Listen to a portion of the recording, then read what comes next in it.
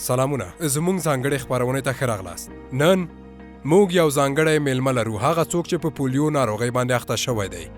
خان، خپرونې ته ښه راغلاست. ډیره مننه. ډیر خوشحاله یم چې تاسو په خپرونه کې لرو. زم خوشحاله یم چې تاسو سره یم. خانه، اول راته ځان را وپېژنئ. ډیره مننه. زما نوم خان دی او په لوړه درجه ښوونځي نه فارغ شوی یم. زما کرکټ ډیر خوښیږي خو غواړم انځورګر شم. زما ذهن ته یوه پوښتنه راغله. ستا کرکټ ډیر خوښیږي خو ته غواړې چې په راتلونکي کې یو انځورګر اوسې. کیږي چې په دې اړه معلومات راکړئ؟ په رښتیا داسې ده چې یو وخت کې کلي کې مو کرکټ لوبه کوله او هیله مې دا وه چې د کرکټ ملي لوبډلې یو غړی شم، خو له کله نه مې چې خپله خپه له لاسه ورکړه کرکټ مې پرېښود. ښه، ته چې دومره ستونزې په خپل ژوند کې لرې نو بیا هم نه غواړې چې تسلیم شې؟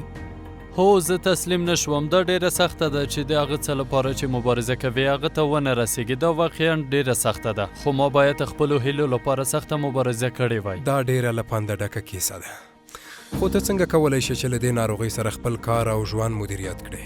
رښتیا دا ډیره سخته ده چې ما غوندې کس د نورو کسانو غوندې ژوند نشي کړی. یعنې زما منظور دا دی چې د ټولو ژوند عادي دی، یعنې د ژوند د هرې ورځې کار لکه ډوډۍ خوړل، اوبه څښل، لمونځ کول او کالي اغوستل او داسې نور کارونه یو بل کس درته وکړي.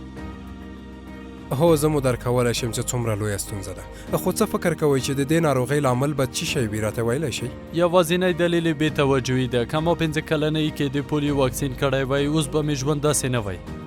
دقیقاً.